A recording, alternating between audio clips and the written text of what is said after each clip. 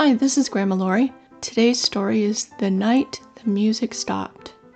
Alice Mouse loved listening to the sounds of nighttime. Her family lived in a lovely garden home under a big house. Every night, Alice would sit in her window and just sway to the rhythm of the crickets singing their song. The sound was so soothing, she often fell asleep in her window. One night, Alice woke with a start. She had fallen asleep in her window again, but that's not what woke her. It was quiet. Too quiet. There was no music in the air. Alice ran to her brother Stanley's room. "Stanley! Stanley, the music is gone!" she cried.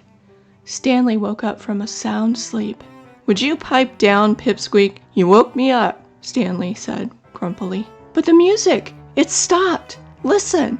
Alice cried. Stanley listened, and sure enough, no sound was coming from the garden. That was weird. "What do we do?" asked Alice, almost in tears. "Calm down. Let's go into the garden and see what's going on," Stanley said, getting out of bed. "Here," said Stanley, "hold my hand and we'll investigate." The pair snuck out of the house and into the garden. It was strangely quiet. Even the air felt different. Alice almost started crying again. "Stick close to me, Alice. Surely someone in the garden saw what happened," Stanley said. "I know," said Chester, a particularly grumpy spider. "I saw it all happen." "Please tell us," Alice said. Chester told them a large bird had flown through the garden, scaring all the crickets, cicadas, and other nighttime residents of the garden. "Thank you, Chester," said Stanley. "Come on, Alice. Let's see if we can find Chris Cricket."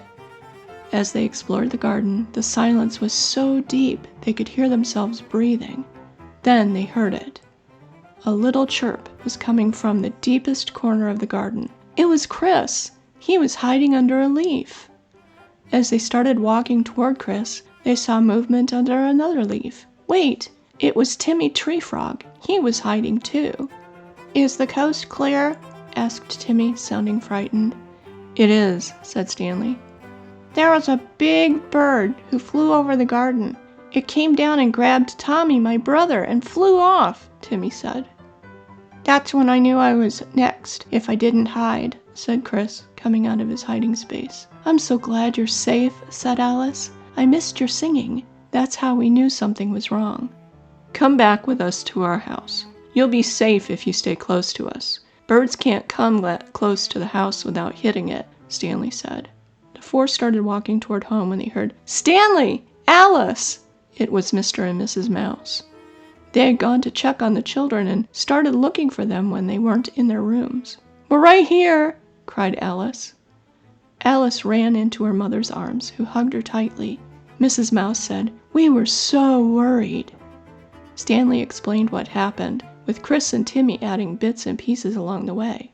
"Good job, kids," said Mr. Mouse. "Chris, Timmy, come back to the house with us. Stanley's right. You'll be safer there." As the family arrived home, Mr. Mouse said, "Stanley, Alice, please follow me." "Wrap up first," said Mrs. Mouse, handing the children their coats and scarves. The children followed their dad through the garden into the backyard. He led them onto the tallest rock.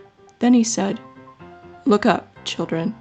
As the children looked up, shooting stars and other wondrous things filled the night sky. Then they heard Chris and Timmy singing loudly and beautifully. "Now, that is a symphony," said Dad. This has been Grandma Laurie. Thank you so much for listening. I hope you enjoyed the story. I'm going to put a link to the story with all the illustrations in the description box below. Thank you.